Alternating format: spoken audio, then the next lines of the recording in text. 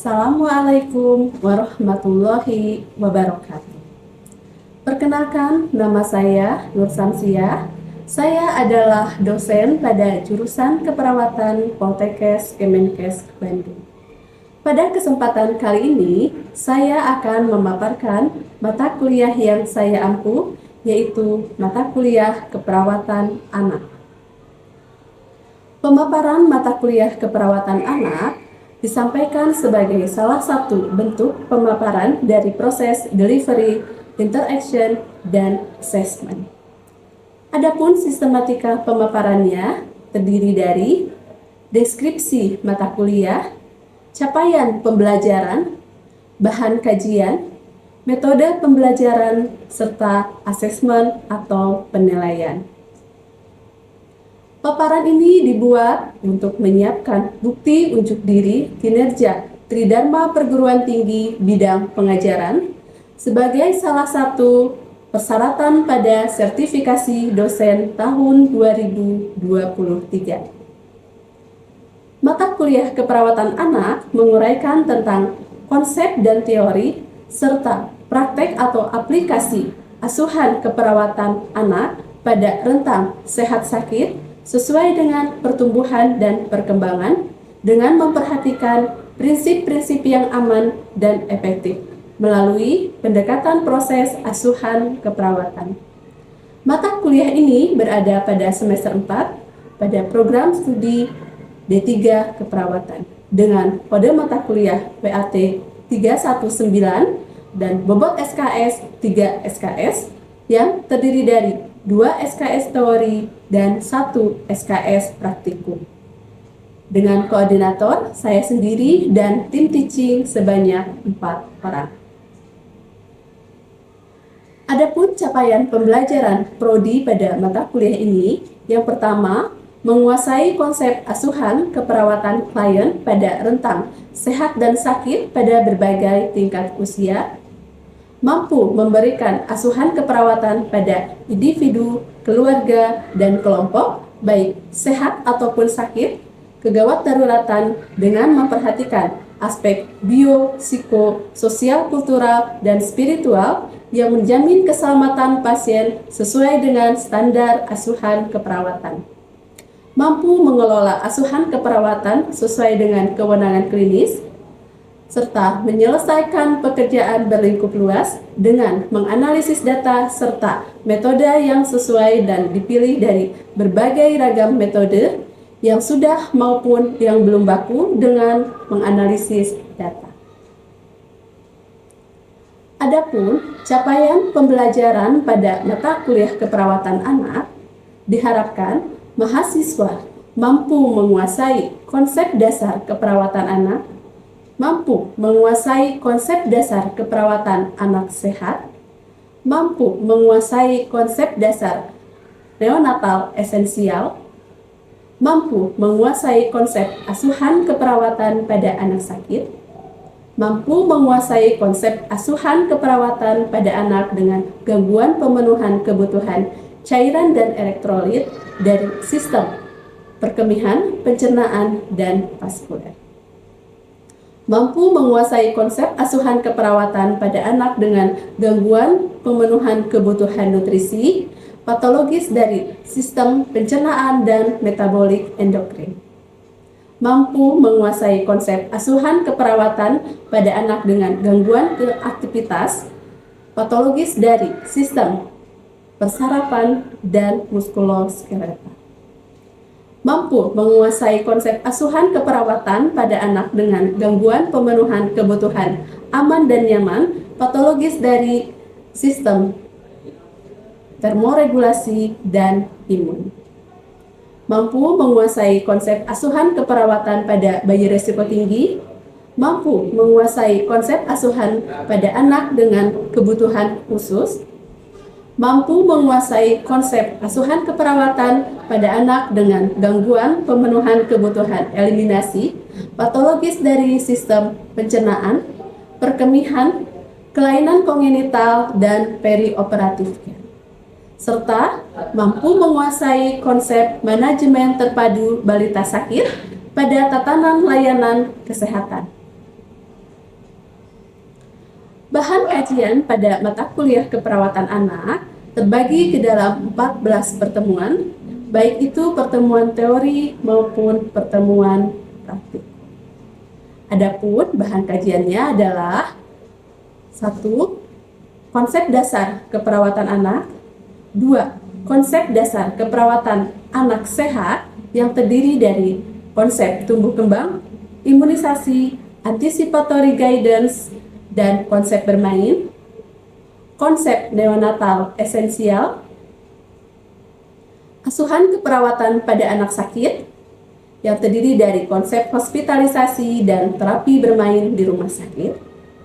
Konsep asuhan keperawatan pada anak dengan gangguan pemenuhan kebutuhan oksigen, patologis dari sistem pernapasan, kardiovaskuler, dan hematologi.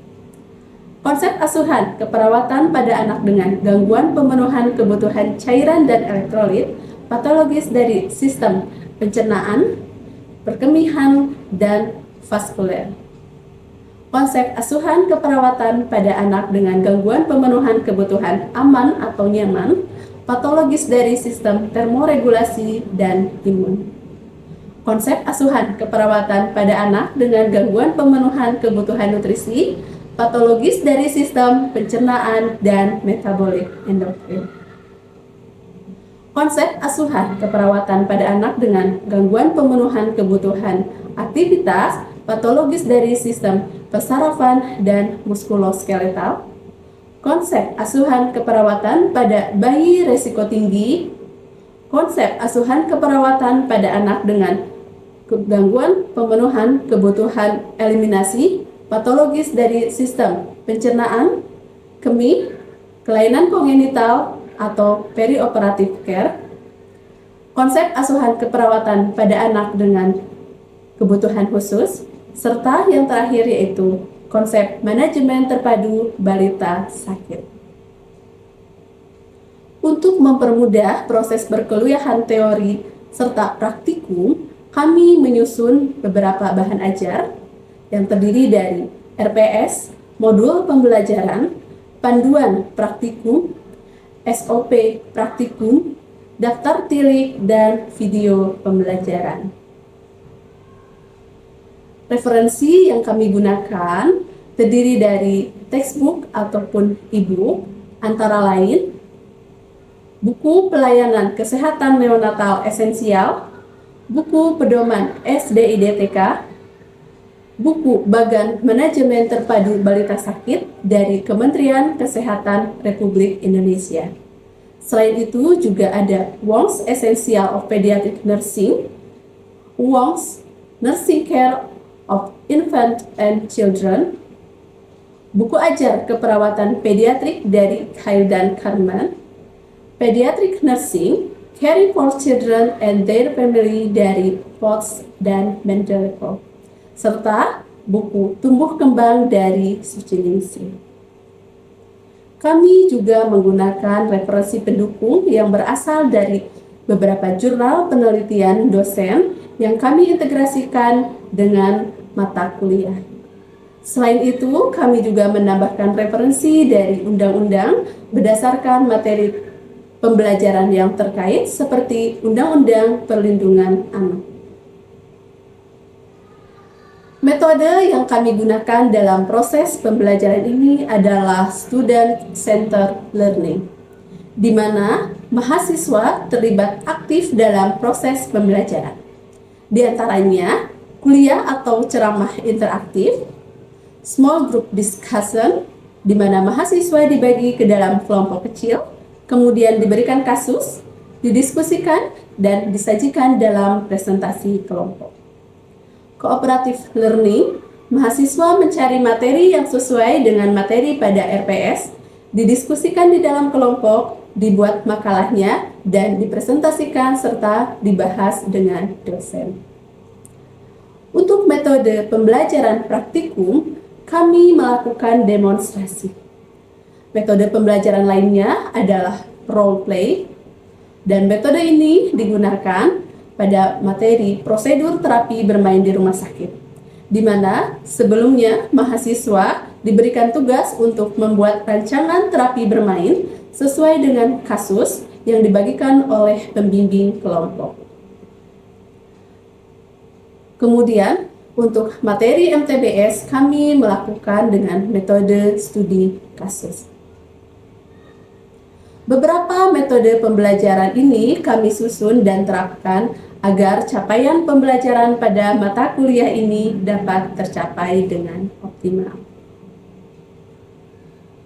Pertemuan pada mata kuliah ini dilakukan secara offline dengan tatap muka di kelas ataupun di laboratorium. Pemanfaatan media online seperti LMS atau GCR kami gunakan untuk membagikan materi yang sesuai dengan pertemuan. Kami memberikan penugasan kepada mahasiswa untuk membaca materi terkait sebelum pembelajaran tatap muka dilakukan. Sumber rujukan materi kami sharekan atau kami bagikan pada Google Classroom. Kami juga memanfaatkan media online tersebut untuk pengumpulan tugas dan menuliskan batas waktu pengumpulan. Selain itu, kami juga menggunakan media kuis atau games interaktif yang dapat diterapkan pada mata kuliah ini agar mahasiswa lebih aktif dan interaktif. Untuk asesmen, bentuknya terdiri dari dua, yaitu penilaian asesmen secara teori dan penilaian asesmen secara praktikum. Dengan bobot teori 50% dan praktikum sebanyak 50%. Untuk UTS terdiri dari 35%, UAS 35%, dan penugasan 30%. UTS, UAS, dan penugasan termasuk pada penilaian teori. Untuk UAS, kami menggunakan soal fidget pada Google Form yang kami bagikan pada Google Classroom. Untuk praktikum, terdiri dari ujian praktikum sebanyak 30%, harian sebanyak 50%, dan penugasan praktikum sebanyak 20%. Demikian gambaran pemaparan mata kuliah keperawatan anak mulai dari delivery, interaction, dan assessment. Selanjutnya, saya akan memberikan gambaran video pembelajaran yang saya lakukan di kelas. Selamat menyaksikan. Warahmatullahi wabarakatuh. Waalaikumsalam warahmatullahi wabarakatuh. Selamat pagi semuanya. Pagi. Bagaimana kabarnya hari ini? Alhamdulillah. Ya baik, pada pertemuan ini kita akan membahas tentang materi konsep tumbuh kembang pada anak ya. Materi ini merupakan pertemuan kedua. Ada yang masih ingat tentang definisi anak? Ya, oke, silakan. Anak itu adalah individu yang usianya kurang dari 18 tahun. Jadi dimulai dari baru lahir sampai usia 18 tahun. Oke. Jayanti ya, Jayanti tadi Jayanti bilang bahwa anak itu adalah seorang individu yang berada di usia kurang dari 18 tahun ya, 0 sampai 18 tahun ya. Nah, sekarang kita akan masuk ke konsep tumbuh kembang ya.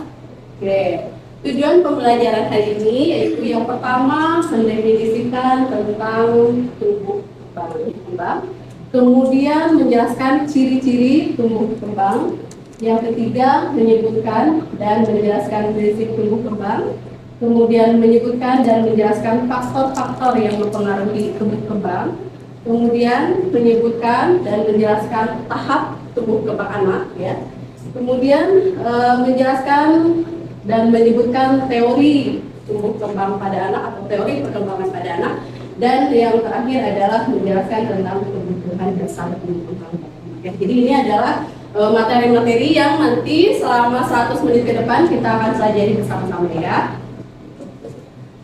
Nah, sebelum masuk ke definisi tentang tumbuh kembang anak, ada yang tahu mengapa sebagai seorang perawat atau sebagai seorang calon perawat ya, Anda perlu memahami atau mempelajari tentang tumbuh kembang pada anak? Sebelumnya saya tanya, kenapa sih perawat itu perlu mempelajari tentang tumbuh kembang pada anak? Soalnya kan kita ini tenaga medis gitu ya, tenaga kesehatan. Tentunya banyak gitu jenis-jenis umur dari pasien kita. Nah, sebelum kita merawat seorang anak atau balita yang sakit, tentunya kita harus mempelajari dasar terlebih dahulu, yaitu mengenai tumbuh kembang pada anak. Mengapa tadi kenapa sih seorang perawat itu perlu memahami tumbuh kembang pada anak ya? Jadi bahwa berarti menyampaikan bahwa tiap anak kan tadi berbeda-beda ya. Berarti kan seorang anak, kalau kemarin kita review lagi ke materi yang kemarin, bahwa anak itu mempunyai karakteristik yang berbeda ya. Anak itu seorang yang unik ya, pasti antara anak yang satu dengan yang lainnya berbeda. Mereka memiliki tumbuh kembang yang berbeda, sehingga kenapa kita perlu ya mempelajari tentang tumbuh kembang pada anak, sehingga nanti ketika kita melakukan asuhan keperawatan seperti tadi bilang tadi ya, kita dapat secara optimal ya, dengan kita memahami, berarti kita akan memberikan asuhan keperawatan tersebut secara optimal yang sesuai dengan tumbuh kembang anak ya. Oke, baik, teman-teman, kita lanjutkan. Pertumbuhan adalah bertambahnya ukuran ya dan jumlah sel serta jaringan interseluler. Berarti di sini ada ukuran bertambahnya ukuran fisik ya, dan struktur tubuh sebagian atau keseluruhan ya. Dan di sini pertumbuhan itu dapat diukur secara kuantitatif ya, dengan satuan panjang dan ukuran.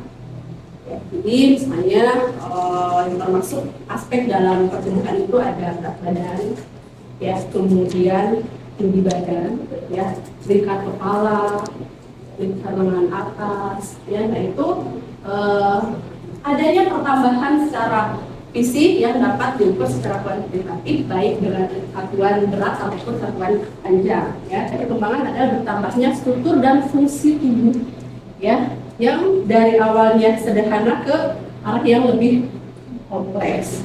Kita lihat ya. Kalau tadi mungkin dari pertumbuhan anak yang awalnya beratnya 5 kilo, kemudian bertambah menjadi 6 kilo dan seterusnya. Nah ini di perkembangan yang anak mungkin awalnya dia belum bisa apa-apa, sampai akhirnya dia mengangkat kepala ya, kemudian ada tahapan-tahapan yang dia lewati sampai si orang anak ini bisa menjadi atau dia dapat berdiri dan ya.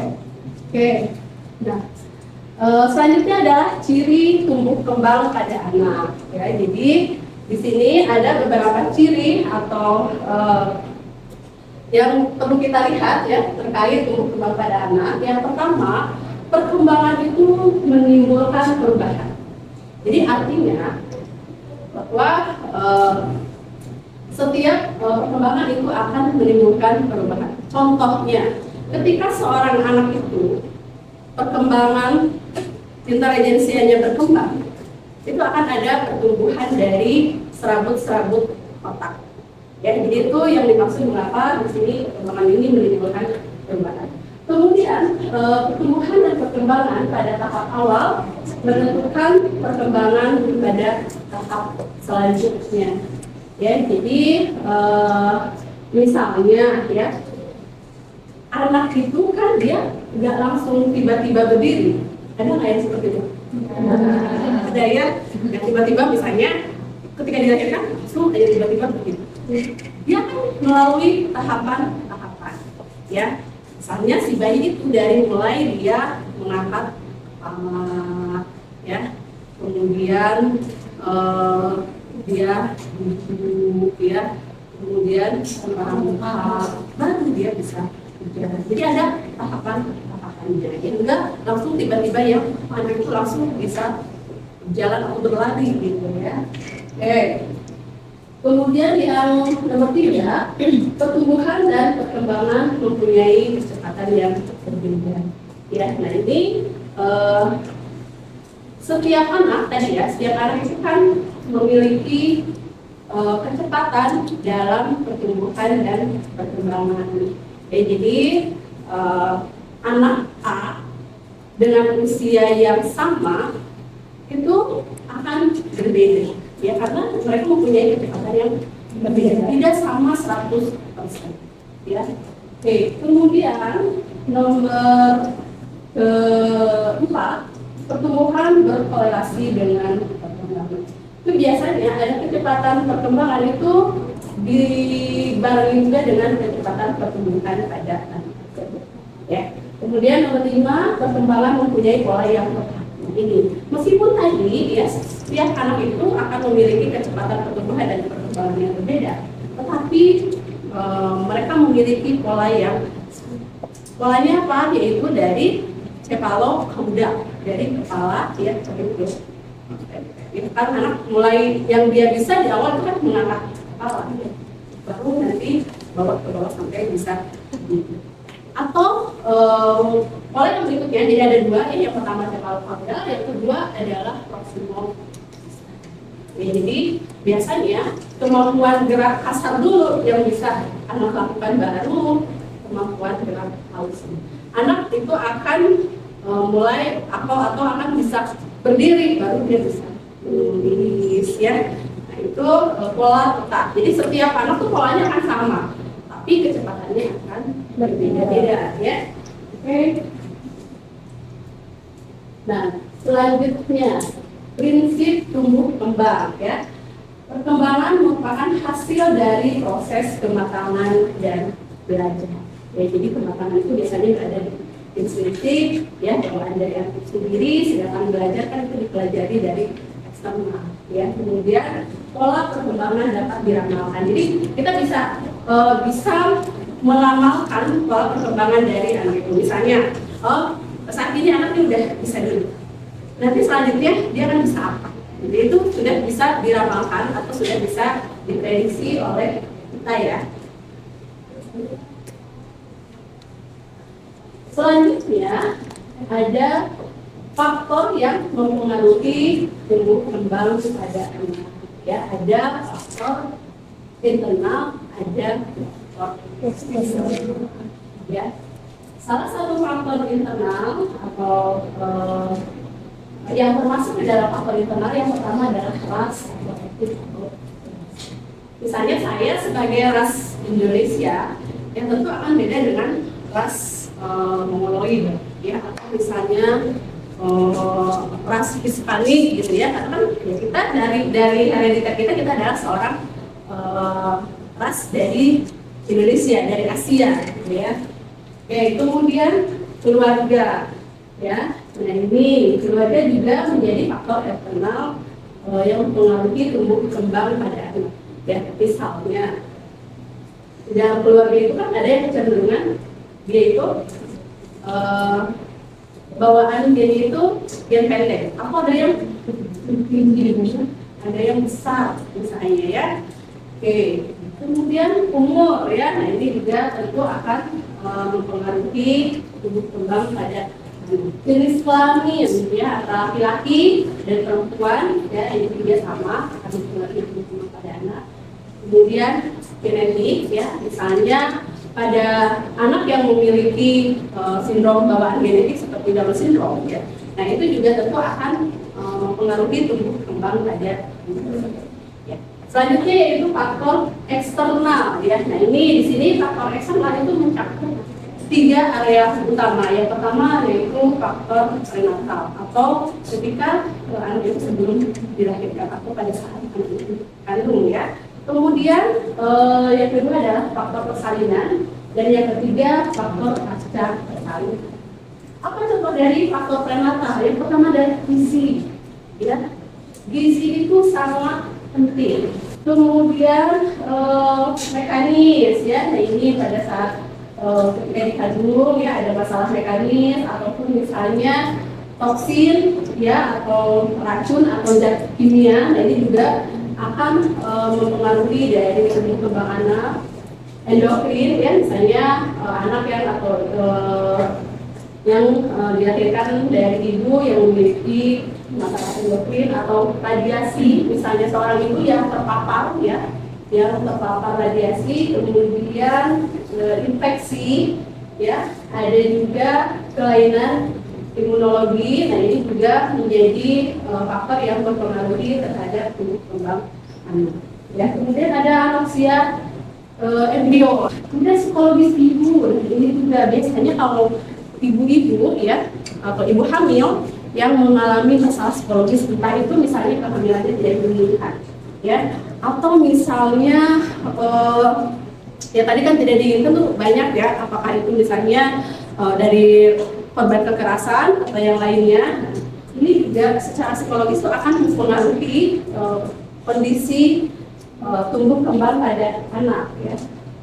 Oke, kemudian itu faktor persalinannya adalah komplikasi persalinan. Ya di sini misalnya salah satu contohnya adalah asfiksia. Ya, asfiksia adalah suatu kondisi atau suatu keadaan di mana anak itu tidak dapat bernapas secara spontan. Ya kan seharusnya kalau ketika anak itu bayi dilahirkan, dia akan bernapasnya menangis. Salah satu indikator kita melihat ini bagaimana sih penilaian pada anak. Ya. Oke, kemudian untuk faktor pasca persalinan, ya di sini juga sama tadi ya, gizi itu masih memegang peranan yang penting, ya, baik pada saat prenatal ataupun pada saat pasca persalinan, ya. Kemudian penyakit kronis atau kongenital tentu akan berbeda ya, misalnya ketika si anak itu mengalami kelainan kongenital. Kemudian lingkungan fisik dan kimia, psikologis ya di sini mau prenatal ataupun pasca persalinan juga itu sangat mempengaruhi tumbuh kembang pada anak. Ya, ada yang mau ditanyakan?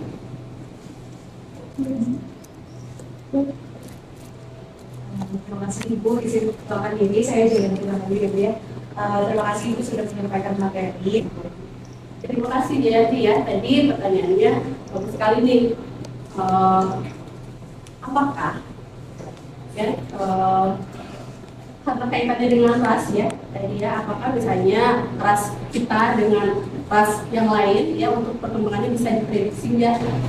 Mungkin secara pertumbuhan kita bisa melihat ya, misalnya dari rata-rata tinggi badan lah misalnya ya, kalau orang Asia gitu ya, mungkin tinggi badannya itu tidak setinggi orang-orang Amerika misalnya ya, karena mereka memiliki gen tinggi gitu ya dibandingkan dengan kita yang ada di Indonesia atau di Asia misalnya ya pada umumnya.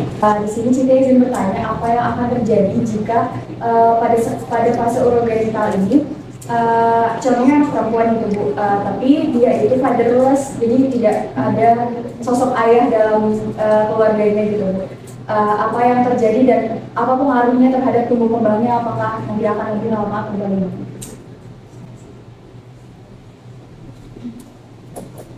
Ya, baik, terima kasih ya. Tadi pertanyaan dari teman-teman, ada yang mau memberikan jawaban atau pernyataan? Kan biasanya ada perbedaan peran antara ibu dan juga ayah seperti itu. Biasanya mungkin ibu tuh lebih yang kasih sayang, yang smooth gitu, yang lembut. Kalau ayah tuh mungkin lebih ke yang tegas, yang mendidik kita tuh untuk berani mencoba seperti itu. Jadi nanti pasti akan ada perbedaan ke depannya ya, kayak Cici gitu misalnya, entah anaknya bisa jadi kurang berani untuk mencoba atau sebagainya seperti itu. Jadi karena ada perbedaan peran dari ayah dan ibu sendiri. Terima kasih. Opsinya bertanya apakah ada dampaknya nggak nanti ke depan gitu semua anak-anak. Jadi ya tentu saja itu bisa berdampak. Jadi itu akan mempengaruhi pertumbuhan atau perkembangan anak pada usia nanti ketika dia dewasa. Ya, jadi bagaimana sih si anak tadi tidak mendapatkan kasih sayang gitu, tidak mendapatkan kebutuhan dasar yang diperoleh dari seorang ayah, tentu akan berbeda dengan anak-anak yang mengalami atau yang mempunyai orang tua secara utuh, ya tidak ada jadi ada ayahnya, ada ibunya. Kita akan mulai bermain ya kuisnya.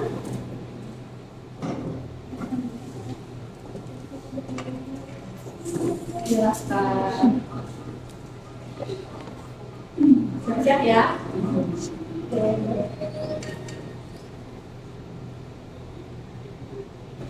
Ya, terima kasih semuanya.